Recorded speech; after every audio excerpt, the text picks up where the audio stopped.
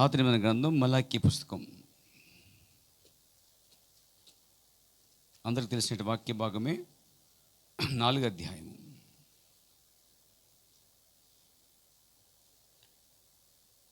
మొదటి వచనం నుండి మనం చివరి దాకా చదువుదాం. అంటే 5 వచనాలు ఉన్నాయి. చాలా చిన్న అధ్యాయము. ఆఖరి పుస్తకము పాత నిబంధనకి మలాకీ 4వ అధ్యాయం. చాలా చిన్న అధ్యాయము. చదువుకుందాం. ఏలనగా నియమింపబడిన దినము వచ్చుచున్నది, కొలిమి కాలినట్లది కాలును.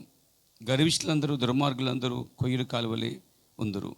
వారిలో ఒక్కనికి వేరేను చిగరేను లేకుండా రాబో దినము అందరినీ కాల్చివేనని సైన్యములకు అధిపతి యెహోవా సెలవిచ్చుచున్నాడు. అయితే నా నామమును భయభక్తులు గలవారు అగు మీకు నీతిశుడు ఉదయించును. అతని రెక్కలు ఆరోగ్యకరం కలగచేయును. గనుక మీరు బయలుదేరి క్రొవ్విన దూడలు గంతులు వేయనట్లు గంతులు వేయుదురు. నేను నియమింపబోవు దినమున దుర్మార్గులు మీ పాదముల కింద దులువలే ఉందురు. మీరు వారిని అనగదొక్కుదురని సైన్యములకు అధిపతి యెహోవా సెలవిచ్చుచున్నాడు. హోరేబు కొండ మీద ఇశ్రాయేలు అందరి కొరకే నేను నా సేవకుడైన మోషేకు ఆజ్ఞాపించిన ధర్మశాస్త్రమును దాని కట్టడలను విధులను జ్ఞాపం చేసుకునడి. యెహోవా నియమించిన భయంకరమైన ఆ మహాదినము రాకమునుపు నేను ప్రవక్తగా ఏలీయాను మీ వద్దకు పంపుదును. నేను వచ్చి దేశమును శపించుకున్నట్లు అతడు తండ్రుల హృదయములను పిల్లల తట్టును, పిల్లల హృదయములను తండ్రుల తట్టును త్రిప్పును. దేవుడి వాక్యం దించిన గాక. మనం ప్రార్థన చేసే విధి వరకే కూర్చోండి.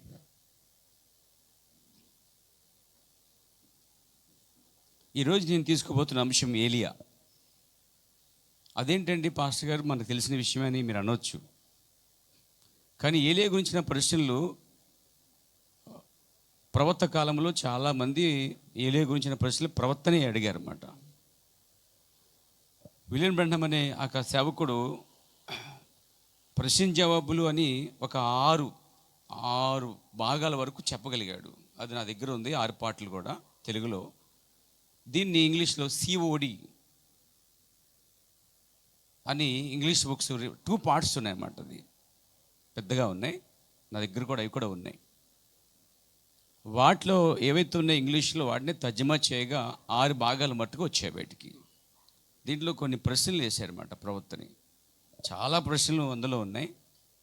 మరి దాన్ని ప్రశ్నలు మరియు జవాబులు అని టైటిల్తో ఆ సంఘానికి ఉన్న ప్రశ్నల్ని, వారికి ఆ ప్రశ్నలకు జవాబులు ప్రవక్త చెప్పడం జరిగింది. వారు ఆ కాలంలో ప్రవక్తను అడగటం, అడిగిన దానికి ప్రవక్త చెప్పడం, ఆయన సొంతంగా చెప్పకుండా దాన్ని వాక్యానుసారంగా చెప్పడం, వాక్య ఆధారంతో దాన్ని వివరించటం, వాక్య ఆధారం లేకపోతే నాకు తెలియదని చెప్పటం. కాబట్టి ఆయన అది దర్శనమైనా, లేకపోతే కళ్ళైనా, అది వాక్యమైనా, అది దైవత్వం గురించి విషయాలైనా, బాప్టిజం గురించి విషయాలైనా, రోమన్ క్యాథలిక్ గురించి అయినా, సంఘాల గురించి అయినా, కమ్యూనిస్ట్ గురించి అయినా, లేక ప్రపంచ యొక్క భవిష్యత్తునైనా, అది నరకం గురించి ప్రశ్న అయినా, పరదేశం గురించి ప్రశ్న అయినా, అది పరలోకం గురించి ప్రశ్న అయినా, 1000 ఏండ్ల పాలు గురించి ప్రశ్న అయినా, అలాగే పునరుద్ధానం గురించిన ప్రశ్న, ఇలా చాలా కొన్ని వేల ప్రశ్నలే ఉన్నాయి. అన్నిటికీ ఆయన సమాధానం ఎలా చెప్పాడంటే ప్రార్థన చేసి వాక్యం ద్వారా దాన్ని చెప్పడం జరిగిందండి. అవి చాలా ప్రశ్నలు. కాబట్టి ఈ ప్రశ్నలన్నీ అక్కడక్కడ ఉన్న ఇవన్నీ కూడా ఒక చోటకు చేర్చడం కష్టతరమైన విషయాలే. పలానా బుక్ అని మనం చెప్పలేం ఏలియా గురించి. మొత్తం 12 వర్తమానాలు అక్కడక్కడక్కడ చెప్పినటువంటి విషయాలు అన్నమాట ఇవన్నీ కూడా. ఇవన్నీ సమకూర్చి ఒక చోటకు చేర్చి చెప్పడానికి ప్రయత్నిస్తూ ఉన్నాను నేను. నేను దాన్ని చదువుతూ ఉన్నాను. ఇంకాను చాలా మటుకు నాకు దొరికాయి, ఇంకా దొరకాలి, మెల్లిగా చూస్తున్నాను అవన్నీ కూడా. ప్రభు చిత్తమైతే మనం ఈరోజు దాన్ని మొదట ఏలియా అనే అంశం పెట్టుకుని మనము టైటిల్గా, సబ్ టైటిల్గా కొన్ని చెప్పుకుంటూ మనం ముందుకి ఈరోజు నుంచి మనం ప్రారంభించేద్దాం. ఏలియా గురించి మనకు తెలుసు కదా పాస్టర్ గారు, మాకు చెప్పడం ఎందుకని వచ్చి మీరు. నా సంఘానికి ఏలియా గురించిన విషయాలు పూర్తిగా తెలియాలనేదే నాకు ప్రార్థన అయి ఉన్నది, నా ఉద్దేశం కూడా అయి ఉన్నది. ఎందుకంటే చాలా చోట్ల, చాలా సంఘాలలో అసలు ఏలియా గురించిన అవగాహన లేదండి. ఏదో మా అమ్మ నా నమ్మరు కాబట్టి నేను నమ్ముతున్నాను కొంతమంది పిల్లలు ఏదో నమ్ముతున్నారు ఏలియా అంట అని పెద్ద తల్లిదండ్రులు, లేదా మా పాస్టర్ గారు ఏలియాని నమ్ముతున్నారు కాబట్టి నేను కూడా నమ్మాలి. అని ఎవరో నమ్మితే, ఎవరో చెప్పితే అనుకరించే ద్వారా నమ్మేవారు ఉన్నారు చాలామంది. అట్లా కాదు, నీకు నీవుగా లేఖనాల ద్వారా తెలుసుకోవాల్సిన విషయాలు ఉన్నాయండి. నీకు నీవుగా లేఖనం ద్వారా నీ అంతటి నీవు దాన్ని గ్రహించడం ద్వారా వచ్చే ప్రత్యక్షత వేరు. పెద్దయ్య గారు నమ్మారు కాబట్టి చిన్నయ్య గారు నమ్ముతున్నారు, నేను బుల్లయ్య గారిని కాబట్టి నేను కూడా అలాగే నమ్ముతున్నాను, అందులో ఉందో నాకు అనవసరం కానీ ఆయన నమ్మడిగా నేను నమ్ముతాను అని చాలామంది వెంబడిస్తూ ఉంటారు. కొంతమంది ఎలా ఉంటుందంటే ఎక్కువ శాతం ఓన్ రివల్యూషన్, సొంత ప్రత్యక్షతతో బయలువెళ్ళారు తప్ప దేవుడు తన వాక్యం ద్వారా తీసుకొచ్చిన ప్రత్యక్షత ద్వారా మాత్రం చాలామంది వెంబడించట్లేదు. సో ఈరోజు సంఘానికి నేను చెప్పేది ఏంటంటే, ఏలియా గురించిన వివరాలన్నీ ఇక్కడ చెప్తున్నప్పుడు నువ్వు దాన్ని గ్రహించగలిగి నీకు ఒక రివల్యూషన్ వచ్చినట్లయితే ఇక నేను ఎవడు దాని నుంచి కదపలేడు. కాబట్టి మా ఆయన నమ్ముతున్నాడు, నాకు తెలియదు, అర్థం కాలేదు, అయినా తప్పదు కాబట్టి ఆయన నమ్ముతున్నాడు, నేను కూడా నమ్ముతున్నాను భార్య అంటలేదు. నా భార్య ఎప్పటి నుంచో విలియన్ బ్రాన్హమ్ అని ఏలియా నమ్ముతుంది, నాకు అవన్నీ తెలియదు కానీ నేను కూడా నమ్మేస్తా అని భర్త, లేక భార్యాభర్తలు, లేక పిల్లలు, లేకపోతే సహోదరులు, ఏదో పక్కవారు వాళ్ళు వెంబడిస్తున్నారు కాబట్టి మనం వెంబడించాలి అనేది కాదు ఇక్కడ. దాని గురించి చెప్తున్నప్పుడు నీకు ఒక పూర్తి అవగాహన వచ్చినప్పుడు అది నీకు వచ్చిన రివల్యూషన్ అండి. ఇది సంఘం అంటండి ప్రత్యక్షత మీదే కట్టబడిందంట, అంటే బయలుపాటు మీద. బయలుపాటు ఎక్కడ ఉందంటే ఎప్పుడైతే వివరించబడుతుందో దాన్ని గ్రహించడమే నీ బయలుపాటు అండి. నేనేమై ఉన్నాను అన్నప్పుడు పలానా చెప్పుకొచ్చారన్నాడు యేసుక్రీస్తు దినాల్లో. పలానా బాప్తిచ్చామని అన్నారు, ఏలి అంటున్నారు, ప్రవక్తలు ఒకడు అంటున్నారు, ఇలా చెప్పుకుంటున్నారు ప్రభు అంటే, సరే మీరేమనుకుంటున్నారు చెప్పండి అన్నప్పుడు దాంట్లో మరి ఎవరు పేతురు ఏమంటే నువ్వు దేవుని కుమారుడైన క్రీస్తు అని చెప్పాడండి. అంటే మెస్సియవి అని చెప్పగలిగాడు. ఆ రోజుల్లో మెస్సియా అని ప్రత్యక్షత లేదు, బట్ మెస్సియా వస్తాడని అందరికీ అవగాహన ఉంది. యేసుప్రభు వస్తాడని ఎలాగైతే ప్రపంచ క్రైస్తవులు అందరూ చూస్తున్నారో, వచ్చేది యేసుప్రభు, వచ్చేది యెహోవా, లేకపోతే ఇద్దరు వస్తున్నారు, ముగ్గురు వస్తున్నారా, లేకపోతే ఒక్కడే వస్తున్నాడు అనేది మాత్రం అవగాహన లేదు వారికి. బట్ వస్తున్నాడు అంతే. వచ్చేది ఎవరో అనేది క్లారిటీ వారికి లేదండి. అలాగనే మరి ఆ రోజుల్లో మెస్సియా ఎవరు అనేది కొద్దిమందికే బయలుపడి వచ్చిందనమాట. యేసు అని అందరికీ తెలుసు, పలానా కుమారుడు, యోసేపు కుమారుడు, మరియమ్మ కుమారుడు అని అందరికీ తెలుసు. పలానా నజరేతులో జన్మించాడు, బెత్లెహేము దాకా వచ్చాడు, కాబట్టి ఈయన దావీదు వంశస్థుడు, కాబట్టి ఈయన మరియా కుమారుడుగా నమ్మేది ముస్లిమ్స్ కొంతమంది ఉన్నారండి. ప్రవక్తగా నమ్మేది కొంతమంది, అందులో ముస్లిమ్స్ కూడా ఉన్నారు. తర్వాత యోసేపు కుమారుడు, అడ్డవని కుమారుడు అని నమ్మేది కొంతమంది యూదులు కూడా ఉన్నారన్నమాట ఆ రోజుల్లో. అలాగే ఆ రోజుల్లో యేసుగా అందరికీ తెలుసు కానీ, విన్నావమ్మా, యేసుగా అందరికి తెలుసు కానీ యేసే మెస్సీ అని అనగా క్రీస్తు అని తెలియని వారికి తెలియదండి. అప్పుడు ఆయన యేసుగా అందరికీ పరిచయం అయ్యాడు, కానీ అందులో కొందరికి మాత్రం యేసే క్రీస్తు అని ప్రత్యక్షత ఉన్నదండి. మనం చదువుతాం బైబిల్లో యేసే క్రీస్తు అని, సింపుల్గా దాన్ని చదివేకండి. యేసే క్రీస్తు అనడానికి ప్రత్యక్షత ఉండాలంట. అంటే యేసుగా అందరికి తెలుసు కానీ యేసే క్రీస్తు అని మాత్రం ఎవరికి తెలియదు, కొద్దిమందికే తెలుసు అండి. ఆ రోజుల్లో యేసు అనేది అందరికీ తెలుసు. యేసే క్రీస్తు లేక మెస్సియా అనే బయలుపాఠం చూడండి, అక్కడ కట్టబడిన సంఘం అండి. ఈరోజు కూడా అంతే. పాతలో యెహోవా దేవుడే, కొత్తలో యేసుక్రీస్తు అనడానికి దైవత్వం గురించిన ప్రత్యక్షత అండి. బాప్తిజం గురించిన ప్రత్యక్షత వేరు, సంఘం గురించిన ప్రత్యక్షత వేరు, ప్రపంచం గురించి ప్రత్యక్షత వేరు, ప్రవక్తల గురించిన ప్రత్యక్షత వేరు, ఈ కాల ప్రవక్త గురించిన ప్రత్యక్షత వేరు. ఇవన్నీ గ్రహించగలిగితే నిజంగా ప్రత్యక్షతలన్నీ గొప్పవండి. దేవునికి స్తోత్రం కలుగాక. ముద్దుల ప్రత్యక్షతలు వేరు, గుర్రాల ప్రత్యక్షత వేరు, బూర్ల ప్రత్యక్షత వేరు, సంఘకాల ప్రత్యక్షత వేరు. నీ సంఘం గురించి కూడా నీకు ప్రత్యక్షత ఉండాలి. నీ సంఘంలో బోధిస్తున్న బోధ ఏమిటో నీకు బయలుపట్టు ఉండాలి. నీ సంఘ కాపురం ఏమిటో నీకు ప్రత్యక్షత ఉండాలి. తోటి విశ్వాసులు ఏ వాక్యంలో నడుచుకుంటున్నారో అనే ప్రత్యక్షత నీకు ఉండాలి. అప్పుడు నీకంటూ ఆ ప్రత్యక్షత ఉంటే బండ మీద కట్టినటువంటి ఉంటుంది అన్నమాట. బయలుపరచబడిన మీద కట్టబడిన సంఘమే స్థిరమైన సంఘం. దాని ముందంట పాతాళలోక ద్వారములు నిలబడచ్చాలండి. అలాంటి ఒక స్థాయికి మనం ఎదగాలనే ఉద్దేశం పేర. కాబట్టి ఏలియా అనే ఈ అంశం మీద మనము వెళ్దాం. వాస్తవానికి మనకి తెలిసినంత వరకు ఏలియా అనేది పాత నిబంధనలో ఏలియా ఎలీషా యొక్క గురువుగా పిలువబడతా ఉన్నాడు. పాత నిబంధన రాజుల గ్రంథం అంటే తీయక్కర్లేదు, మొదటి రాజుల గ్రంథం 17వ అధ్యాయంలో అక్కడ మనకి తిష్బీడని ఏలియా అనే మాట మనకు కనిపిస్తుంది. తిష్బీడని ఏలియా, తిష్బీడు అంటే తిప్పుబడని అర్థము. ఇతని గురించిన పుట్టుపూర్వోత్తరాలు ఏమీ అక్కడ కనబడవు. వివాహమైనట్టు కానీ, మానన్నట్టు కానీ, లేకపోతే ఆ బ్యాక్గ్రౌండ్ ఏ గోత్రం వచ్చాడో ఈ విషయాలు ఏమీ చెప్పబడలేదండి. బట్ తిష్బీడనియా ఏలియా అంతే. అరణ్యవాసి, అరణ్యము నుండి వాడు, అరణ్యములోంచి బయటకు వచ్చేవాడు, ఏదో వర్తమానం చెప్పి హెచ్చరిక ఇచ్చి మళ్ళీ అరణ్యంకి వెళ్ళిపోయేవాడు. అంతవరకే ప్రజలు తెలుసన్నమాట.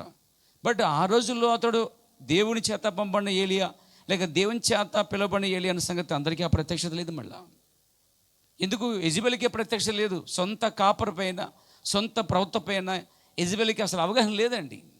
యెజబెలు భర్త అహాబు కూడా అవగాహన లేదండి. తర్వాత కొంతమంది ప్రవక్త శిష్యులు ఉన్నారు అక్కడ, వారికి ఆ ప్రత్యక్షత లేదండి. అలాగే అక్కడ సేవ చేసి చాలామంది ఉన్నారు, అయినా వారికి ప్రత్యక్షత లేదు. కానీ ఏలియా గురించిన ప్రత్యక్షత ఆ రోజుల్లో మొదటగా ఎలీషాకు వచ్చిందండి. సారేపతి వెదరాలకు వచ్చిందన్న ప్రత్యక్షత. దేవునికి స్తోత్రం కలుగాక. ఏలియా గురించినటువంటి ఆ మొదటి శీర్షికలో చూసినట్లయితే పాత నిబంధనల రాజుల గ్రంథములోను, 2 రాజుల గ్రంథములోను ఏలియా మనకి కనిపిస్తాడు. ఆ ఏలియా యొక్క పరిచర్య మనం చూడగలుగుతాం. ఆ ఏలియా పరిచర్య చాలా బలముగా ఉంటుంది. మనకి ఎలా ఉంటుందంటే దైవత్వాన్ని బయలుపరిచిన ఏలియా కనిపిస్తాడు మనకి. అంటే ఆ రోజుల్లో దేవుళ్ళ విషయంలో తడబడుచు, తలంపుల మధ్య తడబడుతూ భక్తి చేసినటువంటి వారికి అదా ఇదా అనే కన్ఫ్యూషన్ ఉన్న వారికి యెహోవాయే దేవుడు అని బయలుపరిచినవాడు అనమాట. అంటే దైవత్వాన్ని ఒకే దేవుడిగా చూపించగలిగాడండి. అంత మాత్రం కాదు, జరగబోయేటువంటి కరువును కూడా ప్రకటించినవాడుగా కనిపిస్తాడు మనకి. చాలా జాగ్రత్తగా ఈ విషయాలు మీరు గమనించండి. దేవునికి స్తోత్రం కలుగాక. కరువును ప్రకటించేవాడిగా ఉన్నాడు, రాజుని రాణిని హెచ్చరించేవాడిగా ఉన్నాడు. ఎందుకంటే నాబోతుని చంపినందుకు ఆ రాజు రాణిని అనగా అహాబుని, యెజబెల్ని కూడా సముఖానికి వెళ్ళి డైరెక్ట్గా గద్దించడం అనేది మనం చూస్తున్నాం. అంటే అక్కడ గద్దించడంలో ఎటువంటి రాజీ పనివాడుగా కనిపిస్తున్నాడు. రాబోయే కరువుని ముందుగా ప్రవచించేవాడుగా ఉన్నాడు. వింటున్నారండి? అదే సమయంలో అతడు ఆ ఏలియా ఏ సంస్థకి చెందినవాడుగా, ఏ మనిషికి లోబడినవాడుగా, మరి ఒక ప్రత్యేకమైన వాడిగా కనిపిస్తున్నాడు మనకి అండి. అర్థమవుతుందండి? డబ్బులు తీసుకుని సేవ చేయడం కానీ, బిలాము వల్లే డబ్బులకు పడిపోవడం కానీ ఆ ఏలియాలో మనం చూడలేం, కనిపించదు మనకి ఆ కార్యం. కాబట్టి అతడు ఒక సంస్థ కింద పనిచేసేవాడుగా లేడండి. అతను ఒక సంస్థ నాయకుని నడిపించినట్టుగా, అంటే బిలాముని బాలాకు నడిపించినట్టుగా ఏలియాని నడిపించేవారు ఆ రోజుల్లో ఎవరు లేరిక. ఏలియాని దేవుడే నడిపిస్తున్నాడండి. అతను ఒక ప్రత్యేకమైన వ్యక్తి, ఈజ్ ఎ స్పెషల్ మ్యాన్. అతను ఒక ప్రత్యేక వ్యక్తిగా ఉన్నాడు, అరణ్యవాసిగా ఉన్నాడు, జంతువుల మధ్య సంచరిస్తున్నాడు, కటిక చీకటి గల పర్వతం మీద, ఈ యొక్క కడిమెలి పర్వతం మీద నివసిస్తున్నాడు, అరణ్యముతోనూ జంతువులతోనూ సాహసం చేస్తున్నాడు. దేవుడు చెప్పినప్పుడు వచ్చి వాక్యం చెప్పి వెళ్ళిపోతున్నాడు. కాబట్టి చూస్తున్నాం అతను ఎలా ఉన్నాడంటే ఆ రోజుల్లో లంచం పుచ్చుకోకుండా, ఎవరి చేత నడిపించబడకుండా రాబోయే కరువును ప్రకటిస్తూ, తర్వాత సతమతవుతున్న వారికి భక్తి విషయంలో దైవత్వాన్ని చూపించటం, దేవుడు రుజువు చేయటం, దేవునికి స్తోత్రం, అద్భుతాలు జరిగించటం, అదే సమయంలో చనిపోయిన వారిని బ్రతికించటం, ప్రార్థన ద్వారా అనేకులు లేపబడటం. ఆయన వర్తమానం బోధిస్తూ ఆ తర్వాత ఆ పరిచయం అంతా మనం చూస్తున్నాం అతనిలో. అంటే అటు కరువును బోధిస్తున్నాడు, రాజుని హెచ్చిస్తున్నాడు, తర్వాత జరగబోయేదని ముందుగా చెప్తున్నాడు. దేవునికి స్తోత్రం కలుగాక. ఈ కార్యాలన్నీ మనము పాత నిబంధనలో ఏలియా దినాల్లో చూస్తామండి. అంత మాత్రమే కాదు, ఇంకో విషయం ఏంటంటే ఏలియా పడిపోయిన బలిపీఠాన్ని కడుతున్నాడండి అక్కడ. అంటే అనేకుల చేత పడగొట్టబడిన బలిపీఠాన్ని మరలా యథావిధి స్థానానికి, అనగా మొదట ఏ స్థానంలో అవుతున్నదో అక్కడ తీసుకురావటం. అంటే అక్కడ ఏలియా పరిచర్య మనకు కనిపిస్తుంది. అంటే పడగొట్టబడిన, అంటే ఎవరితో పడగొట్టబడింది? అక్కడ అనేక వ్యక్తుల ద్వారా సరైన స్థానంలో ఉంచవలసిన దాని స్థానం తప్పించేస్తారు జనములు. వాళ్ళు ఆడి పాడి గంతులేయటం వలన, బలిపెట్టడం చల్లాచెరైపోవటం వలన, కట్టెలన్నీ కూడా చెదిరిపోవటం వలన ఇప్పుడు ఆ ఏలి ఏం చేశాడంటే అవన్నీ అక్కడ క్రమాన్ని చూపిస్తున్నాడు. ముందు క్రమాన్ని చక్కగా ఆ కట్టెలు క్రమంగా బెల్చటం అంటే ఏలియా వర్తమానం చాలా క్రమంగా ఉంది, హెచ్చరికగా ఉంది, భవిష్యత్తు ఉంది. ఏలియా వర్తమానము దైవత్వాన్ని బలిపరుస్తుంది. ఏలియా ఏ సంస్థ కింద లేకుండా ఇండివిజువల్గా ఒంటరిగా ఉండి యెహోవా చేత మాత్రమే లేక దేవుని చేత మాత్రమే నడిపించబడుతున్నాడు. మరి అతడు దేనికి లొంగివాడు కాడు. ఇలా ఉండగా పిలువబడినటువంటి ఆ ఏలియాని దేవుడే పోషిస్తున్నాడు. దేవుడే పోషిస్తున్నాడు. సో కరువు వచ్చినప్పుడు దేవుడు పోషిస్తూ మరలా ఏలియా విషయంలో ఒక వర్తమానాన్ని సారేపతు అనే ఊరికి అక్కడ ఉంటే విధవరాలు తీసుకెళ్ళడానికి దేవుడు సాయం చేశాడు. అక్కడ విధవరాలు అనగా అర్థం ఏంటంటే భర్తను పోగొట్టుకున్నది అని. ఆత్మీయంగా చెప్పాలంటే ఒక సంఘ శాఖకి చనిపోయిన వారు మాత్రమే ఈ ఏలియాన్ని అనగా ఈ ఏలియాన్ని అంగీకరిస్తారండి. ఈ ఏలియాని, ఇప్పుడున్న ఏలియాని. ఇప్పుడు ఒక సంఘాన్ని చెంది ఉన్నంత వరకు ఆ సంఘం యొక్క నాయకత్వము, ఆ సంఘం యొక్క కట్టుబాట్లు, ఆ సంఘం యొక్క సిద్ధాంతము, డాక్టరీను శిరస్సుగా పనిచేస్తుందండి. ఆ సంఘం యొక్క సిద్ధాంతం ఏంటి? త్రిత్వం అని, బాప్తీస కార్యక్రమాలని, కొన్ని సంఘ కార్యక్రమాలని, కొన్ని పండుగ కార్యక్రమాలని. సంఘానికి ఒక సిద్ధాంతం ఉంటుంది, డాక్టరీన్ ఉంటుంది, సొంత డాక్టరీన్లు ఉంటాయి. మానవులు కల్పించిన పద్ధతులే దైవోపదేశం బోధిస్తుంటారు. ఆ సంస్థ కింద ఓ సంఘంలో ఉన్నంత వరకు సంస్థే ఒక భర్తగా పనిచేస్తుంది అండి. సంస్థే శిరస్సుగా నడిపిస్తుంది, సంస్థ పురుషునిగా నడిపిస్తుంది. అంటే దాని అర్థం ఏంటంటే సంఘానికి వచ్చేవారిని వారు బాగా బలముగా వెళ్తారండి, కఠినంగా వెళ్తారన్నమాట వాళ్ళు. అంటే వారు శిరస్సులుగా ఉన్నారు. అంటే సంఘం యొక్క డాక్టరీన్ ఏదైతే ఉందో అది వాక్యం లేకపోయినా దాని కింద వారు నలగవలసిందే, అంగీకరించవలసిందే. కాబట్టి ఒక వ్యక్తి సంఘ శాఖకు పూర్తిగా చనిపోయినప్పుడు ఆత్మీయంగా ఎదగరాలండి ఆమె. అప్పుడు ఏలియా అలాంటి వారి వద్దకే పంపబట్టం అనేది ఇక్కడ మనం చూస్తున్నాం. అక్కడ మనము ఒక విధవరాలను చూస్తున్నాం, కానీ ఇప్పుడు ఆత్మీయంగా దాన్ని చూడగలిగితే సంఘశాఖ చనిపోయిన వారందరూ కూడా ఆమెకు పోలికై ఉన్నారు. కాబట్టి ఎక్కడైతే సంఘశాఖ కార్యక్రమానికి ఆ సంఘశాఖ యొక్క సంస్థ అనే భర్తకి చనిపోయారో విశ్వాసులు, అలాంటి వారి వద్దకే దేవుడు ఏలిని పంపించడం పాత మనం చూస్తున్నామండి. ఈరోజు దాన్ని కన్వర్షన్ చేసుకోండి. ఇంచుమించుగా పాత నిబంధనలు ఏలియా పరిచర్య అంతా కూడా మరలా మన దినాల్లో కంటికి కట్టినట్టుగా కనిపిస్తుంది. మీరు ఆత్మ సంబంధంగా ఆలోచించగలిగితే, వాక్యంతో వాక్యాన్ని పోల్చగలిగితే అప్పుడు ఆ ప్రత్యక్షత చాలా అద్భుతమైన కార్యమండి. దేవునికి స్తోత్రం కలిగాక. కాబట్టి లేఖనానుసారముగా లేఖనముల ద్వారా మనం ఏదైతే ఆ ప్రత్యక్షత కలిగి ఉన్నామో ఇక దాని నుంచి నిన్ను ఎవ్వడూ కదిలించలేడమాట. కాబట్టి పాత నిబంధన ఏలియా గురించి మనం చాలా వింటున్నాం, అతని పరిచర్య. ఆ తర్వాత ముగింపులో దేవుడు ఏం చెప్పాడంటే నీ తర్వాత ఒక పరిచర్య ఉంటుంది, నీ తర్వాత ఈ అభిషేకాన్ని నీ మీద నుంచి ఒకరికి ఇవ్వాలి అని చెప్పినప్పుడు దేవుడు చెప్పిన ప్రకారంగా ఏలియా వెళ్ళి ఎలీషాను కనుగొంటాడు. ఎలీషా పొలములో ఎద్దులు నాగలు దుంతా ఉంటాడు.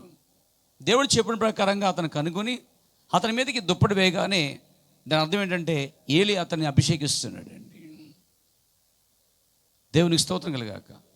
అక్కడి నుంచి మళ్ళీ పరిచర్య గమనించండి. అతనిది ఏలియా పరిచర్య చూడండి, ఓ దుప్పటి వేడి ద్వారా వెంబడించడం, తర్వాత ఎలీషా ఆయన వెంబడించడం, ఎలీషా ఏలియాలు కలిపి అక్కడ సేవ పరిచయం చేయటం.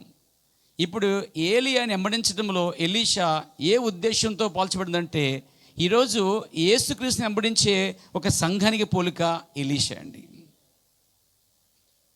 Praise the lord. ఏలియాలున్న దేవుణ్ణి వెంబడించేది ఎవరంటే ఏలియాను కాదు, ఏలియాలున్న అభిషేకాన్ని, ఏలియాలున్నటువంటి ఆ అభిషేకము ఆ ప్రత్యక్షత కొరకు పాకులాడుతున్నాడు ఎలీషా. ఏలియా గురించి కాదు, అక్కడ ఏలియా మీద ఉన్న అభిషేకం గురించి అండి. ఈరోజు మనం పాకులాడుతున్నది ఈ వ్యక్తి గురించి కాదు, వ్యక్తి మీద ఉన్న అభిషేక వర్తమానం కోసము మనం పాకులాడుతున్నాం. అది తెలియక వ్యక్తిని పూజిస్తున్న చాలామంది ఈరోజు సరైన గ్రహింపు లేదు కాబట్టి. ప్రత్యక్ష లేదు కాబట్టి ఈరోజు ప్రపంచం అంతా చూస్తుంటే ఈరోజు ఈ ప్రవర్తనే దేవుని చేశారు కొందరు. ఈ ప్రవర్తకి ఫోటోలు దండలు వేయటం, పూజలు చేయటం, బొమ్మలు వేసుకుంటాం, టీషర్ట్ల మీద వేసుకుంటాం, వాటిని దేవుళ్ళుగా చేయటం, ఇతనే క్రీస్తు అని చెప్పడం. ఎందుకు తప్పిపోయారంటే వారికి అసలు ఏలే కోసం సరైన గ్రహింపు లేదు కాబట్టి. అందుకే ఈ అంశాన్ని నేను చాలా జాగ్రత్తగా తీసుకుంటానికి దేవుడు నాకు ఒక ప్రత్యేకమైన ప్రేరణ ఇచ్చాడు. ఇదంతా అవుట్లైన్ చెప్తాను పైన అంతా కూడా. మనకు తెలుస్తున్నప్పుడు ఇదివరకు తెలిసిన వారు ఎందుకు ఏలు విడిచిపెట్టేశారు? మనం తెలిసినప్పుడు ఏ ఏలియని ఎందుకు దేవుడు చేశారు, క్రీస్తుని చేశారు? మనం తెలిసినప్పుడు ఎందుకు ఈరోజు కొంతకాలం ఏలిని వెంబడించిన కొంతమంది ఈ కాల వర్తమానం వెంబడించిన తర్వాత వారు మాని అతడు వర్తమానుడు కాదు, అతడు ఏలియా కాదు అని చెప్పి వెనక్కి వెళ్ళిపోయిన చాలామంది ఉన్నారండి. అతడే క్రీస్తు అని చెప్పేవారు ఉన్నారు. ఏలియాయే మరలా మోషేతో వస్తాడని చెప్పేవారు ఉన్నారు. ఇంత గందరగోళం మధ్యలో ఉన్నారన్నమాట. అందుకే ఈ విషయాలన్నీ కూడా ప్రశ్న జవాబులు చూసినప్పుడు, ఇవన్నీ కూడా నేను చూసినప్పుడు చాలా ప్రశ్నలు ఉన్నాయి. ఈరోజు ఒక ప్రశ్నతో ముగించేద్దాం. దాని పేర ఈరోజు ఈ శీర్షిక రోజు ముగించవచ్చు. మనం ప్రభుత్వమైతే మనం రెగ్యులర్గా ఏలియా కోసం స్టెప్ బై స్టెప్ చెప్పుకుందాం. దేవుడు మనకు సాయం చేయను గాక, దేవునికి స్తోత్రం కలుగాక. ఎలీషా అక్కడ సంఘము మరియు క్రీస్తుకు పోలిక ఉన్నది.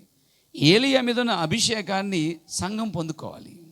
ఈరోజు ఈ కాల వర్తమానం ఏదైతే ఉందో ఆ వర్తమాన యొక్క అభిషేకము, ఆ విశ్వాసము, ఆ సిద్ధాంతము, ఇంకా చెప్పాలంటే ఆ యొక్క బయలుపాటు కలిగినాయి. ఆ ప్రవర్తనటువంటి గొప్ప అభిషేకము, ఆ బయలుపాటు, అవే సూచక్రియలు, అవే అద్భుతాలు సంఘం పొందుకోవాలండి. ఎలీషా పొందుకున్నాడు. ఎలీషా ఏలియా మీద ఎక్కువ డబ్బులు చేశాడండి. దేవునికి స్తోత్రం కలుగాక. ఏలియా మీద ఎలీషా ఎలాగైతే డబ్బులు చేశాడో, యేసు ప్రభు వెళ్ళిపోయిన తర్వాత, అపోస్తల కాలం వెళ్ళిపోయిన తర్వాత, పౌలు కాలం వెళ్ళిపోయిన తర్వాత, లూథర్ కాలం వెళ్ళిపోయిన తర్వాత, వెస్లీ కాలం కూడా వెళ్ళిపోయిన తర్వాత, విలియం మెన్షన్ కాలం వచ్చినప్పుడు యేసు ప్రభు చేసిన అద్భుతాలు కానీ ఎక్కువ చేశాడు. మళ్ళా ఎక్కువ చేసినంత మాత్రాన్ని యేసు ప్రభు ఎక్కువ కాదండి. అతనికి ఆ పని ఎక్కువగా దేవుడు అప్పగించాడు. దేవునికి స్తోత్రం కలుగాక. కాబట్టి ఏలియా పార్ట్ 1గా మనం తీసుకొని ఈ విషయాల్లో కూడా ధ్యానిస్తాం పేర. దాంట్లో ఒక ప్రశ్న నేను మీతో పంచుకోవాలని ఆశిస్తున్నాను. చూడండి,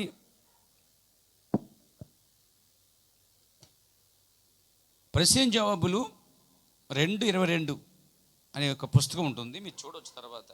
దాంట్లో 424వ ప్రశ్న అండి ఇది. 4:24 ఇది ప్రశ్న. అది ఇంగ్లీష్లో కూడా అలాగే ఉంటుంది, తెలుగులో కూడా అలాగే ఉంటుంది. సో దీంట్లో COD అని ఉంటుంది, ప్రశ్నలు మరియు జవాబులు COD 2.22. అంతేనా చెప్పింది? వస్తే కన్ఫర్మ్ చేసుకుంటాను. 22 రైట్. ఎక్కడైనా తప్పుపోకూడదని ఉద్దేశంతో. సో దీంట్లో మనం ఆ ప్రశ్న చూద్దాం. ఆ ప్రశ్న ఏంటంటే, వాళ్ళు అడుగుతున్నారు, మలాకి 4లో ఏలియా తండ్రి హృదయములను పిల్లల వైపునకు త్రిప్పును, ఆ తర్వాత పిల్లల హృదయములను తండ్రి వైపు త్రిప్పును ఒకే వ్యక్తి అని అడిగారండి. ప్రశ్న ఏమిటి? మలాకి పుస్తకము 4వ అధ్యాయంలో 5వ వచనంలో 6వ వచనంలో ఉన్నటువంటి ఏలియా అటు తండ్రుల్ని ఇటు పిల్లల్ని తిప్పగలవాడు ఒకడా లేక ఇద్దరా అని అడిగారు వాళ్ళు. ఇప్పుడు ప్రవక్తకి ఆ ప్రత్యక్షత ఉంటేనే చెప్పగలుగుతాడు. చాలామంది అడిగినప్పుడు, ఇది మామూలుగా జనరల్ అడిగినప్పుడు వాళ్ళు ఏమంటారంటే, అదిగోండి ఒక్కడే కదా అంటే ఆ ఏలియా వచ్చి పిల్లల హృదయం తిప్పడం, మళ్ళీ ఆ ఏలియాయే తండ్రి హృదయం తిప్పడం అనేది ఒకటే కదా అని ఈజీగా చెప్పేస్తారు. కానీ ఈ ప్రశ్న ప్రవక్త అడిగినప్పుడు ఆయన 158వ పారాలో దానికి జవాబు చెప్తున్నాడు. మలాకి 3లో ఏమున్నది? వాళ్ళు అడిగిన ప్రశ్న ఏంటి? మలాకి 4వ అధ్యాయం ఉన్నటువంటి ఏలియా అటు తండ్రి హృదయములను ఇటు పిల్లల హృదయములను తిప్పవాడు ఒకడేనా అడిగారు. ఆయనేమన్నాడు? మలాకి 3లో ఏమున్నది అని ప్రశ్న వేశాడు మాట వాళ్ళకి. అంటే ఇప్పుడు ఆయన దీనికి జవాబు చెప్పాలంటే మలాకి 3వ అధ్యాయంలో ఉన్నటువంటి వ్యక్తి కోసం మాట్లాడాలి. మలాకి 3వ అధ్యాయంలో ఉన్న వ్యక్తి గురించి అవగాహన ఉంటే అప్పుడు మలాకి 4వ అధ్యాయంలో ఏలియా కోసం అవగాహన వస్తుందండి. అప్పుడు ఏం చేశాడంటే ఆయన, మలాకి 3లో ఏమున్నది? నాకంటే ముందుగా వర్తమానికుని పంపేదును, అతడే ఏలియా. మలాకి 4లో దాన్ని త్రిప్పి చెప్పాను, ఇదిగో నేను ఏలిని పంపుచున్నాను. మలాకి 3లో ప్రభువుని యేసు కంటే ముందుగా ఒక వర్తమానికుడు పంపబడును, అతడే యోహాను. ఎందరూ దీనిని అర్థం చేసుకునిరి అని ప్రశ్న వేశాడు. మళ్ళా మీకు అర్థమవుతుందండి ఈ విషయం, జాగ్రత్తగా ఉండాలి, మిస్ అవ్వద్దు. ఆ ప్రశ్న ఏంటంటే తండ్రి హృదయాల్ని ప్లస్ పిల్లల హృదయాల్ని తిప్పగలిగినవాడు ఒక వ్యక్తి అయినా అనే ప్రశ్నకు సమాధానమా ఆయన మలాకి 3వ అధ్యాయం ఉన్నటువంటి వర్తమానికుడి కోసం మాట్లాడుతున్నాడండి. వారు అడిగిన ఆ వర్తమానికుడు ఇందులో కూడా ఉన్నాడని చూపిస్తున్నాడండి. 3లో ఉన్న వర్తమానికుడే మరి 4లో కూడా ఉన్నాడని చూపిస్తున్నాడు. అది ఇక్కడ విషయం మీరు గమనించగలగాలి. వారేమనుకున్నారు, 4వ అధ్యాయంలో వచ్చే వర్తమానికుడు వేరు, 3వ అధ్యాయంలో వచ్చే వర్తమానికుడు వేరు అనుకుంటున్నారు. ఆయన ఏమన్నాడు, కాదు 3వ అధ్యాయంలో వచ్చే వర్తమానికుడు ఆయన కంటే ముందుగా పంపనివాడు అతడు యోహాను చెప్తున్నాడు. అంటే ఇప్పుడు మలాకి 4వ అధ్యాయంలో ఉన్నటువంటి వ్యక్తి యోహాను కాదా అంటే ఆయన ఏం చెప్తున్నాడంటే చూద్దాం. Praise God. అతడు యోహాను అని అందరూ దీన్ని అర్థం చేసుకునేది. మలాకి 4లో ఆ ఏలియా వచ్చి వర్తమానం అందించిన వెంటనే ప్రభు రాకడ వచ్చును, భూమి నూతనపరచబడును అనేమన్నాడు. మలాకి 4వ అధ్యాయంలో ఉన్నట్టు ఏలియా వచ్చి తన వర్తమానం బోధిస్తే తర్వాత ఏం జరిగిద్దంటే ఆయన అన్నాడు ప్రభు రాకడ జరిగిపోద్దని చెప్తున్నాడండి. రెండవది భూమి నూతనపరచబడద్దని చెప్తున్నాడండి. ఇక్కడ మీరు క్యాచ్ చేయాలన్నమాట. అంటే యోహాను వచ్చి వెళ్ళిపోయిన తర్వాత అర్థమైందండి, యోహాను వచ్చి వెళ్ళిపోయిన తర్వాత భూమి నాశనం కాలేదండి, భూమి నూతనపరచబడలేదు. కానీ మలాకి 4 వచ్చి ఏలియా వచ్చి వెళ్ళిపోయిన తర్వాత ప్రభు రెండో రాకడ వస్తుంది, తర్వాత భూమి నూతనపరచబడద్దని చెప్పాడండి.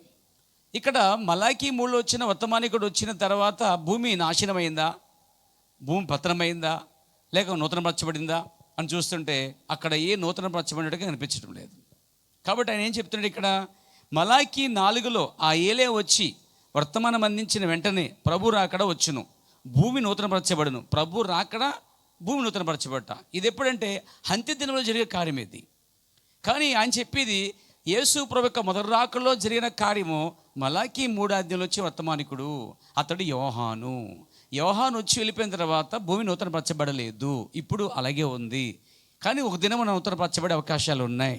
అంటే ఇప్పుడు భూమి నూతనపరచబడేది ఎప్పుడంటే మలాకి 4వ అధ్యాయంలో ఏలియా వచ్చి ఆ తండ్రి హృదయములు ఒక భాగం అయితే రెండో భాగం పిల్లల హృదయములు ఎప్పుడైతే తెప్పబడుతుందో ఏ అండ్ జెడ్ ముగించబడుద్దో అప్పుడు భూమి నూతనపరచబడుద్ది.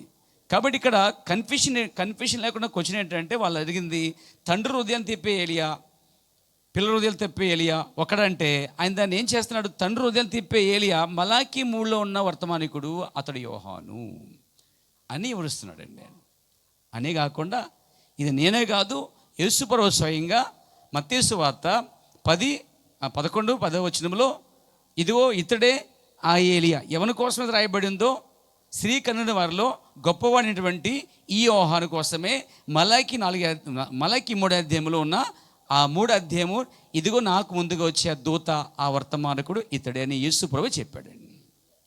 కాబట్టి ఇప్పుడు బాప్తిస్మా యోహాను ఏలియాగా ఉన్నాడు, వర్తమానికుడిగా ఉన్నాడు, ప్రవక్తగా ఉన్నాడు, లేక మెసెంజర్గా ఉన్నాడు.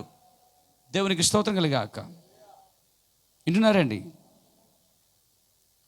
ఇప్పుడు దీన్ని తీసుకొని చాలామంది మలాకి 4 ఉన్నటువంటి తండ్రుల్ని హృదయాల్ని పిల్లల హృదయం తిప్పే బాప్తిస్మా యోహానే చేసి అనుకుంటున్నారు జనం.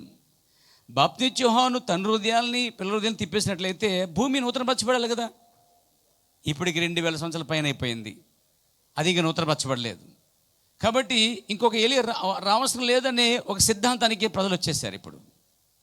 అంటే ఏలియా వచ్చి వెళ్ళిపోయాడు, ఎవరంటే యోహాను, కాబట్టి ఇంక రాడు, ఇక ఏలియా పరిచయం లేదు అనేది సంఘ శాఖల యొక్క అవగాహన. అందుకే వారు అడిగినప్పుడు అవునండి అది ఏలియా వచ్చి వెళ్ళిపోయాడు, జరిగిపోయింది, అది యోహానులో అయిపోయింది. యోహానులో అయిపోయింది అనేది తెలుసు, కానీ యోహానులో ఈ వచనంలో ఉన్న 2 భాగాలు యోహానులో జరిగిన సంగతి వారికి తెలియదు. కానీ అది విషయం నీకు నాకు తెలుసు అండి.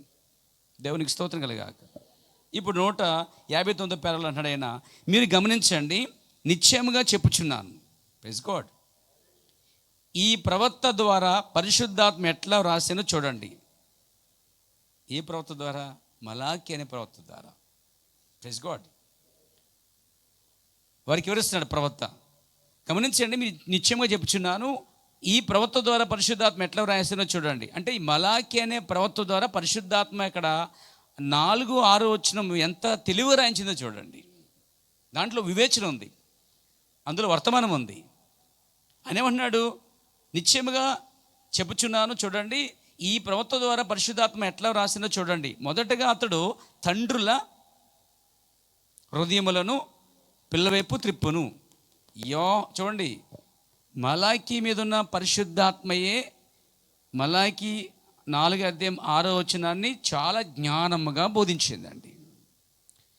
వాడు చెప్పాలంటే మలాకి 4:6 గొప్ప జ్ఞానం ఉంది, గొప్ప ప్రత్యక్షత ఉన్నది. పరిశుద్ధాత్మ ఎలా రాయించిందో చూడండి. చెబుతూ మలాకీలో ఉన్న పరిశుద్ధాత్మ మొదట అతడు ఏం చేస్తాడంటే తండ్రి హృదయాల్ని పెళ్ళవైపు త్రిప్పును. చూసారా? అది యోహాను మొదట రాకడా. అతడు తండ్రుల హృదయములను త్రిప్పెను, వారే పితారులు, వారే వృద్ధులు, పిల్లలెక్క వర్తమానము తట్టు త్రిప్పెను. అది అప్పటి క్రొత్త తరము. యేసు ఆ తరములోనే ఉండెను. మీరు చాలా జాగ్రత్తగా నలిపారు. ఎక్కువ కూర్చోబెట్టడం నాకు ఇష్టం లేదు. ఇవి చాలా ఈరోజు అయ్యేది కాదు ఈ అంశం ఇది. సో చెప్పేది తక్కువైనా మన బుర్రలో కూర్చుంటే చాలండి. సరిగ్గా సరైన ప్లేస్లో నాటబడితే చాలు. అది నాటబడింది అన్న తర్వాత ముగించేస్తాను నేను. దేవునికి స్తోత్రం కలిగాక. ఇది ఈ చిన్న విషయం. దేవునికి స్తోత్రం కలిగాక. ఏమంటాడంటే ఆయన, అది యోహాను మొదట రాకడ. అతడు తండ్రి హృదయములను త్రిప్పాడు, వారే పితారులు, వారే వృద్ధులు. వారేమేనంటే వారు పిల్లల యొక్క వర్తమానం తట్టు త్రిప్పబడ్డారు. అది అప్పటి క్రొత్త తరం. యేసు ఆ తరములోనే ఉండెను. ఆ తర్వాత దానిని అనుసంధానపరచు మాట వాడెను. పిల్లల హృదయములను తిరిగి తండ్రుల వైపు త్రిప్ప. అనుసంధాన వాక్యం అంటే ఇది. అంటే తండ్రి హృదయములు మరియు దానికి అనుసంధానమైంది ఏంటి? పిల్లల హృదయములు అనే మాట అక్కడ వాడబడిందండి. దాన్ని ప్రవక్త అన్నాడు, ఆ తర్వాత దాన్ని అనుసంధానపరచు మాట వాడెను. అదేమనగా పిల్లల హృదయములను తిరిగి తండ్రుల వైపు త్రిప్పుట. దాని అర్థము చూడండి, ఆనాటి వర్తమానము సంఘకాలములో ఉండిన పిల్లల హృదయములను అది ఆది అందున్న అస్సలు పెంతెకోస్తు విశ్వాసం వైపునకు త్రిప్పబడుట అన్నాడండి. అంటే ఏం చెప్తున్నాడు ఈయనంతకీనా? మలాకి 4 ఉన్నటువంటి ఏలియా తండ్రులు తిప్పాడు అని. ఆ తండ్రులు తిప్పిన పని ఆ వర్తమానికుడు ఎవరంటే మలాకి 3లో కనిపిస్తున్న వర్తమానికుడు. ఇప్పుడు అర్థమైంది మీకు? Praise God. అంటే ఆయన మలాకి 4 నుండి ఏలియా అని చెప్పడానికి ప్రవక్త ఎవరిని తీసుకున్నాడు అంటే మలాకి 3లో ఉన్న వర్తమానం తీసుకున్నాడు. మలాకి 3లో ఉన్న వర్తమానికుడు ఏంటంటే యేసు ప్రభు యొక్క మొదటి రాకడికి ముందుగా పంపడ్డాడు. ఎందుకంటే ఆ వర్తమానికుడు చెప్పాడు కదా, నా వెనక్కి వచ్చుచున్నాడు, నేను ఆయనకంటే ముందు వచ్చాను. అంటే యేసు ప్రభు కంటే 6 నెలల ముందు వచ్చాడు. ఆయన తర్వాత యేసు ప్రభు వస్తున్నాడు. యోహానికి యేసు ప్రభుకి 6 నెలలు తేడా ఉంది. ఆయన దగ్గరగా ఉన్నారు వాళ్ళు. కాబట్టి ఆయన ముందొచ్చి మార్గం సరళపరిచి సిద్ధపరుస్తూ వెనుకున్న యేసుక్రీస్తుని, దేవుని గురిపిల్లను, క్రీస్తుని బయలుపరుస్తున్నాడు. అది మొదటి రాకడలో మలాకి 3 ఉన్నటువంటి వర్తమానికుడు. ఈ మలాకి 3 వర్తమానికుడు ఎవరంటే ఒక దూతగా పిలువబడ్డాడండి. చూడండి, అది 3 మొదట చూద్దాం. ఇదిగో నాకు ముందుగా మార్గం సిద్ధపరచుటకే నేను నా దూతను పంపుచున్నాను. సరిపోద్ది. దాన్ని అలా ఉంచి ఇప్పుడు మత్తయి సువార్త 10కి రండి. 11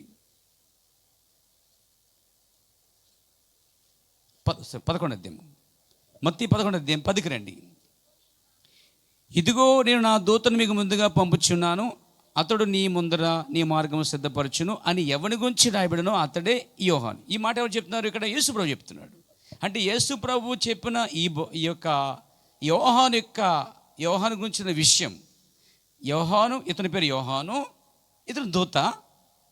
ఇతడే మలాకి 3 ఉన్నటువంటి దూత అని చెప్పాడు. అంటే యేసు ప్రభు ఎవరినైతే వారికి చూపించాడో వీళ్ళని కూడా అదే వర్తమానం బోధించాడండి. అక్కడ యేసు ప్రభు యూదుల మధ్య వచ్చినటువంటి యోహాన్ని మలాకి 3లో వర్తమానికుడు. మలాకి 3లో వర్తమానికుడు ఏంటంటే దూతగా ఉండి ఆయనకంటే ముందుగా వచ్చును. నిజంగానే యేసు ఆ తరములో ఉన్నాడు కాబట్టి యేసు కంటే ముందుగా వచ్చాడు. ఈ ప్రత్యక్షత ఆ రోజుల్లో కొంతమందికి దొరికిందండి. అర్థమంది బ్రదర్? దేవునికి స్తోత్రం కలిగాక. యేసుప్రభు చెప్పి ఏదైతే చెప్పాడో, వారికి వివరించాడో, అప్పుడు వారికి అర్థమైంది ఈ యోహాను కోసం మలాకి మూడో అధ్యాయంలో రాయబడిందని యేసుప్రభు ఎప్పుడైతే చెప్పాడో వారికి అర్థమైందండి. ఇప్పుడు కొంచెం జాగ్రత్తగా మీరు వినాలి, ఎందుకంటే మనం స్టడీ చేస్తున్నాం, మనం జాగ్రత్తగా ప్రిపేర్ అవుతున్నాం. చాలా ఈ విషయాలు మీరు క్యాచ్ చేయాలి. దేవునికి స్తోత్రం కలిగాక. అప్పుడేమన్నాడు ఆయన, ఆ మొదటి రాకలో వచ్చినది యోహాను చెప్తున్నాడు. అక్కడ యేసు ఎవరి కోసమైతే చెప్పాడో ఆయన ఏం చేశాడు, యేసు ప్రభు వారు 11:10 వచనంలో ఏ వచనం చూపించాడంటే మలాకి 3 అధ్యాయంలో ఉన్నటువంటి మొదటి వచనాన్ని యేసు ప్రభు వారు అక్కడ ఉన్న యూదులకి లేక యోహాను శిష్యులకి బోధించాడండి. అప్పుడు అర్థమైంది వారికి, మలాకి 3లో ఉన్న వర్తమానికుడు ఎవరంటే యోహాను. ఈ యోహాను మీద ఏలియా ఉందని గ్రహించగలిగారు, ఏలియా ఆత్మ ఉన్నదని గ్రహించగలిగారు. Praise God. అప్పుడేమన్నాడు ఆయన, ఆ పాత నిబంధనలో మలాకి 3 అధ్యాయంలో కనిపిస్తున్నటువంటి వర్తమానికుడు యేసు ప్రభు యొక్క మొదటి రాకడికి ముందుగా వచ్చినటువంటి ఏలియా ఆత్మ కలిగిన బాప్తిమిచ్చి యోహాను అని అర్థమైంది. అయితే యోహాను దూతగా ఉండి ఆయనకన్నా ముందుగా రావటమే కాదు, కానీ మలాకి 4 అధ్యాయం ఉన్నటువంటి తండ్రులు కూడా పిల్లల వైపు తిప్పగలిగాడండి.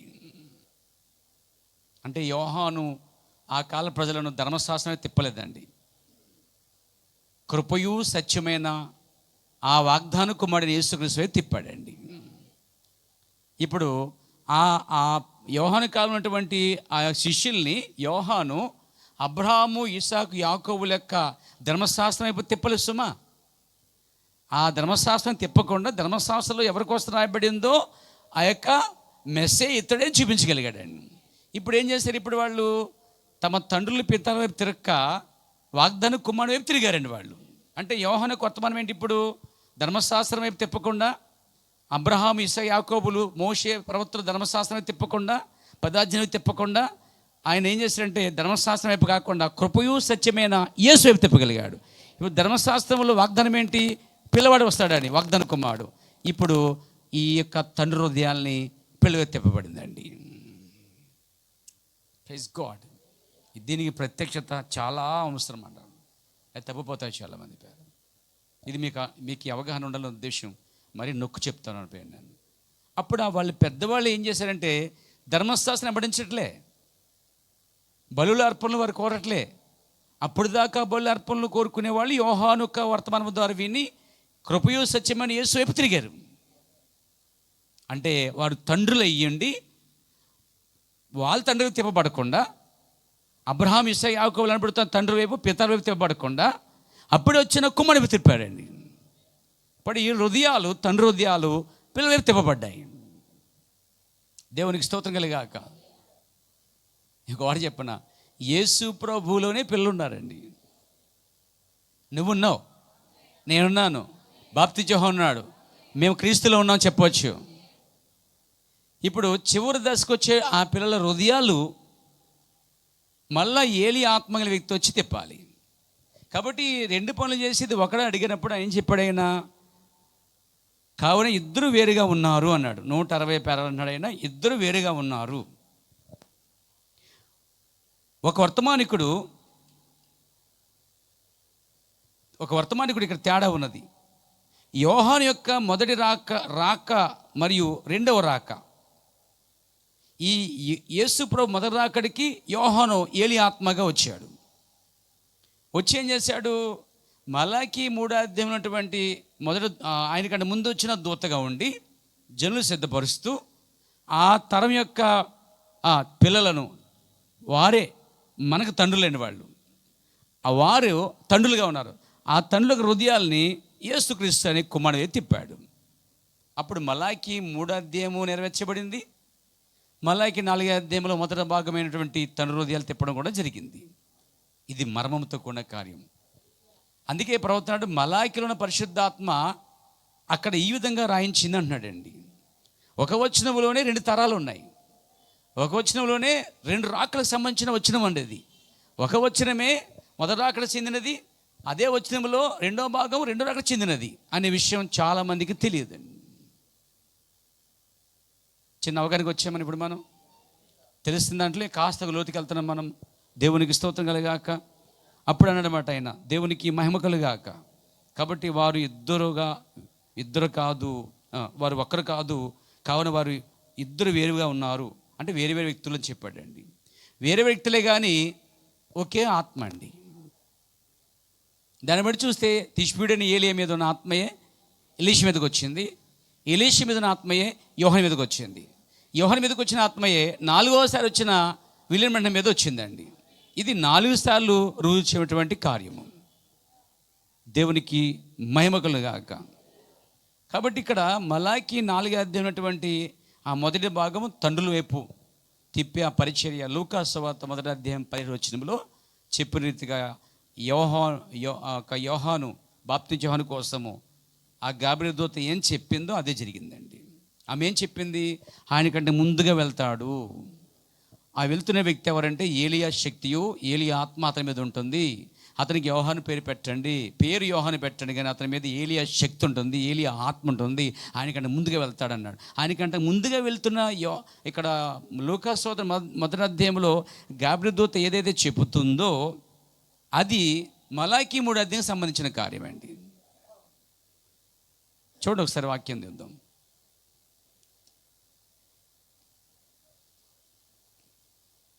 ఇక్కడ గాబ్రియెలు దూత జకర్యాకి వివరిస్తూ ఉంది. ఏమని వివరిస్తుంది అక్కడ 17వ వచనంలో?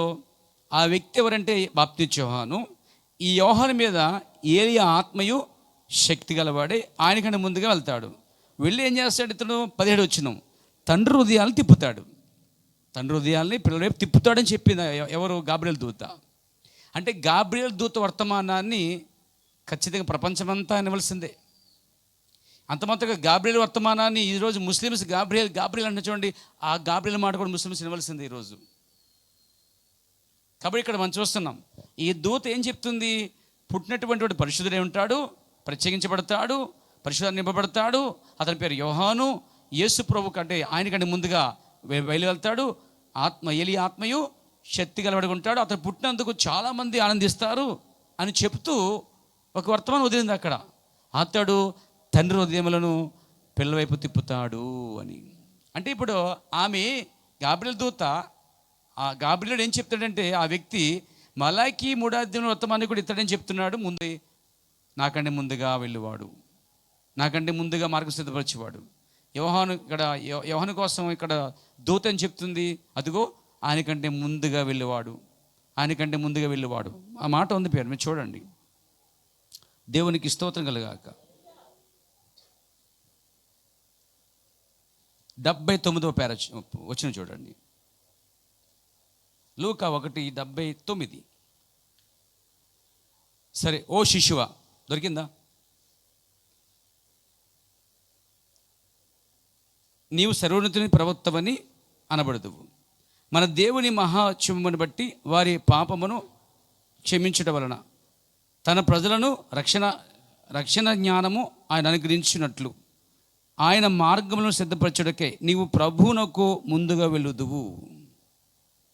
ఆయనకంటే ముందుగా వెళ్తామని చెప్పాడు. ఈ మాట ఎవరు చెప్తున్నారు ఇప్పుడు? ఇదంతా ఎవరిది వర్తమానం చూస్తుంటే, ఈ కార్యాలు చూస్తుంటే ఇక్కడ జకర్యాకి గాబ్రియెలు వివరిస్తూ ఉంది. దేవునికి స్తోత్రం కలుగాక. ఇక్కడ చూడండి 17 కింద భాగం చూడండి.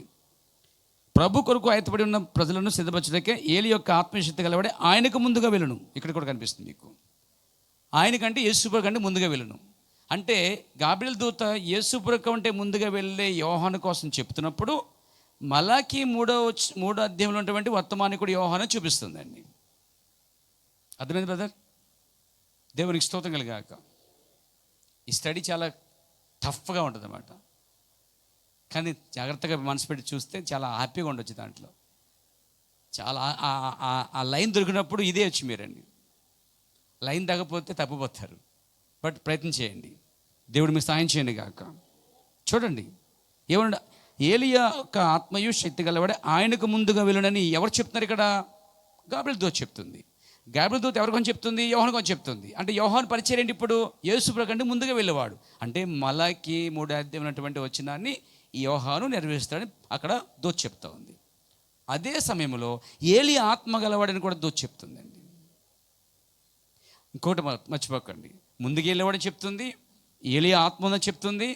ఇంకో విషయం చెప్పింది 17వ వచనంలో, ఆ యోహానే తండ్రి హృదయములను పిల్లవైపు తిప్పుతాడని ఇప్పుడు ఈ యొక్క గాబ్రియేలు మలాకి 3 తీసుకున్నాడు, ప్లస్ మలాకి 4 కూడా తీసుకున్నాడు. ఇప్పుడు అదే ఆత్మ వెళ్ళిన ఈ ప్రవక్త వెళ్ళిన కూడా ఈ వచనములు అడిగినప్పుడు అదే తీసుకున్నాడు. ఆయన కూడా 3 తీసుకున్నాడు, 4వ అధ్యాయం తీసుకున్నాడు. ఈ 3లో వచ్చిన ఆ వర్తమానికుడు యోహాను, ఈ యోహానే 4లో ఉన్నట్టు తండ్రి హృదయాన్ని తిప్పినవాడు అని చాలా క్లారిటీగా చెప్పాడండి. ఇప్పుడు మీకు అర్థమైంది. ఇప్పుడు మీకు దేవునికి స్తోత్రం కలగాక. దీన్నే యేసు ప్రభు కూడా చెప్తాడు. అక్కడ యేసు ప్రభు చెప్పింది, ఇక్కడ దూత చెప్పింది, అక్కడ ప్రవక్త చెప్పింది. ఇక్కడ 3 వ్యక్తులు కనిపిస్తారు. మొదట మనం చూసేది అక్కడ యేసు ప్రభు చెప్తున్నాడు, తర్వాత ఇక్కడ గాబ్రియేలు దూత చెప్తోంది. ముందు గాబ్రియేలు చెప్పింది అనుకోండి, తర్వాత యేసు ప్రభు చెప్తున్నాడు. ఈ తరంలో ప్రవక్త బ్రహ్మ చెప్తున్నాడు. అంటే 3 వర్తమానం ఒకటేనండి. ఇక్కడ గాబ్రియేలు చెప్పిన మలాకి 3వ అధ్యాయంలో వర్తమానికుడు ముందని చెప్తుంది, ముందు గెలవాడని. అతడు ఏలియా ఆత్మ గెలవాడని చెప్తుంది. అతడు తండ్రి హృదయాల్ని తిప్పువాడు. అంటే మలాకి 3 + 4 ఈ 2 కలుపుకుంటూ గాబ్రియేలు దూత జకరికి వివరించిందండి.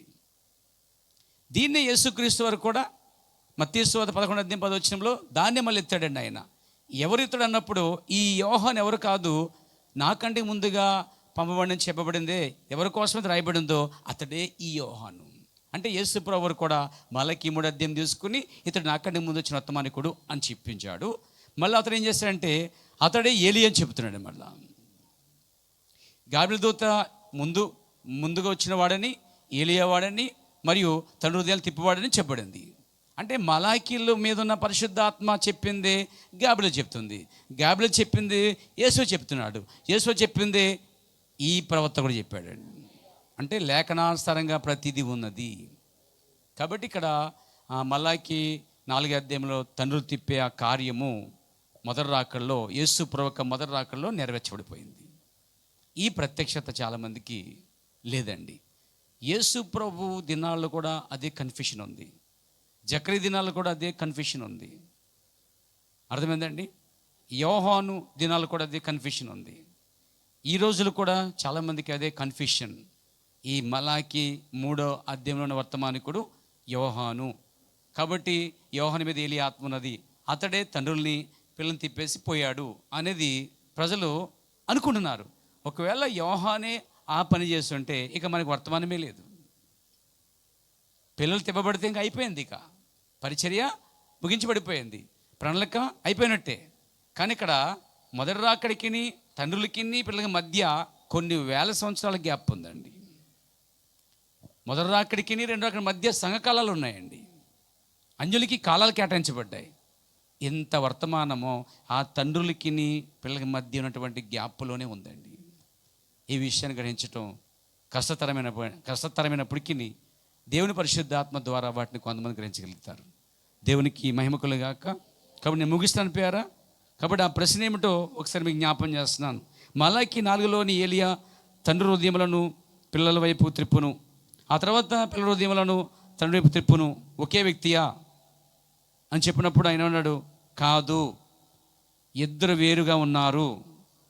ఒకే ఆత్మ కానీ 2 వ్యక్తులు. ఒకని పేరు యోహాను, ఒకని పేరు విలియం బ్రెన్హము. యోహాను కాలము యేసుప్రభు మొదటి రాకడ, విలియం బ్రెన్హం కాలము యేసుప్రభు 2వ రాకడ ముందుగా జరుగుతున్నది. ఇప్పుడు మనందరం కూడా యేసుప్రభు, మనమే కాదు ప్రపంచ క్రైస్తవులందరూ కూడా యేసుప్రభు ఒక 2వ రాకడ కోసం ఎదురు చూస్తున్నారు. 2వ రాకడకు ముందుగా పంపనివాడు ఇతడే. ఆ రోజు మొదటి రాకడకు ముందుగా పంపనివాడు బాప్తిస్మ యోహాను. ఆ రోజు బాప్తిస్మ యోహాన్ని కొంతమంది క్రీస్తు అనుకున్నారు. ఈరోజు కూడా వీళ్ళని క్రీస్తు అనుకునే ఆలోచనలో చాలామంది ఉన్నారు. కానీ మనమైతే ఇతను క్రీస్తు అనుకుంటలేదని మీకు తెలియజేస్తా ఉన్నాను. బాప్తిస్మ యోహాను ఒక ప్రత్యేకమైన పరిచర్య కలిగి ఉన్నాడు, అలాగే ఇతను కూడా ఒక ప్రత్యేకమైన పరిచర్య కలిగి ఉన్నాడు. కాబట్టి యోహాను యూదుడై ఉన్నాడు, ఇతడు యూదుడు కాదు, అన్యుడై ఉన్నాడు. యోహాను మీద ఉన్న అదే ఏలి ఆత్మ ఎలీషా మీద ఉంది, ఎలీషా మీద ఉన్న అదే ఆత్మ ఆయలి మీద ఉన్నది, ఆయలి మీద ఎలీషా మీద ఉన్న ఆత్మయే యోహాను మీద ఉన్నది, బాప్తిస్మ యోహాను మీద ఉన్న ఏలి ఆత్మయే ఇతని మీద ఉన్నది. ఆత్మ వ్యక్తుల మీద ఉంది, కానీ వ్యక్తులైతే వేరే దేశస్తులు, తర్వాత వేరే జాతి వారికి కూడా మనకు అర్థమవుతుందండి. దేవునికి స్తోత్రం కలగాక. ఇంకా చాలామంది కొన్ని ప్రశ్నలు ఆయన వేశారన్నమాట. ఇలా కొంతమంది అడిగారు, నేను జస్ట్ ప్రశ్న వదిలేస్తున్నాను అన్నమాట, తర్వాత వివరించుకుందాం. ఏలియా మోషే వారు యూదులా వచ్చేటువంటి ఏలియా మోషేలు యూదుల అంజుల అని అడిగారు. దానికి ఆయన జవాబు చెప్పాడు. తర్వాత మనం తీసుకుంటాం. ఇంకా అడిగారు వాళ్ళు, ఏలియా ఆత్మగల 7వ దూత విలియడం యూదులకు మళ్ళా పంపడతాడా, లేక ఏలియా అనే వ్యక్తి వస్తాడా అని కూడా అడిగారు. ఇలా చాలా తెక్క ప్రశ్నలు అడిగారు అన్నమాట ఆయన. ఇంకా ప్రకటన గ్రంథం 11లో ఏలియా, మలాయికీలో 4లోని ఏలియా ఇద్దరు ఒక్కరేనా వేరువేరా అని ప్రశ్నలు వేశారండి. ఏలియా మీద చాలా ప్రశ్నలు వచ్చాయండి ఆ దినాల్లో. ఇవన్నీ కూడా అవన్నీ వివరించాడండి. వాటిని మనము ఈ స్టడీలో తీసుకోబోతున్నాం. సో ఈరోజు మనం చూసేది ఏంటంటే మలాకి 3వ అధ్యాయం వర్తమానికుడు, యేసు ప్రభు మొదటి రాకలో వచ్చినటువంటి వర్తమానికుడు అయిన యోహాను. అతడు మలాకి 4వ అధ్యాయంలో మొదటి భాగమైనటువంటి తన హృదయాల్ని త్రిప్పి వెళ్ళిపోయాడండి. అప్పుడు 2వ రాకడకు మిగిలిపోయినటువంటి పిల్లలు ఉన్నారు. ఈ పిల్లల్ని తిప్పడానికి యేసు ప్రభు 2వ రాకడ ముందుగా ఏలియా ఆత్మ అయినటువంటి విలియడం వచ్చి ఉన్నాడు. ఈ సత్యం అనేది కొద్దిమందికి తెలిసింది. కానీ నిజంగా ప్రవక్త కోసం అందరూ తెలుసుకునే ఉద్దేశంతోనే దేవుడు ప్రవక్తని వర్తమానాన్ని ఇచ్చాడు. సో మీరు చాలా ధన్యులు, మీరు చాలా దీవించబడ్డారు. ఈ విషయాలు చాలా ప్రజలకి చాలామందికి తెలియదు, కానీ దేవుడు కొద్దిమందికి మాత్రం ఇస్తున్నాడు. అందుని బట్టి దేవునికి మహిమ కలుగాక, దేవుడు దీవించును గాక. రాబోయే దినాలు ఇంకా చాలా విషయాలు ఏలియా మీద మనం ధ్యానం చేద్దాం. అనేక విషయాలు మనం ఇంకా నేర్చుకుందాం, దాని ద్వారా ఇంకా బలపడదాం. మరి దీని ద్వారా మీరు ఇంకా బయటికి వెళ్ళి చెప్పడం కానీ, మాట్లాడడం కానీ, లేఖనం పూర్వకంగా రుజువు చేయడం కానీ అవకాశాలు ఉంటాయని మీకు తెలియజేస్తున్నాను. కాబట్టి ఎవరు మిస్ అవ్వద్దు. ఏలియా కోసం తెలుసుకోవాల్సిన విషయాలు గలవారు ఖచ్చితంగా మంగళవారం గురువారం వచ్చినట్లయితే ఏలియా కోసం సవివరంగా చెప్పబడుద్ది.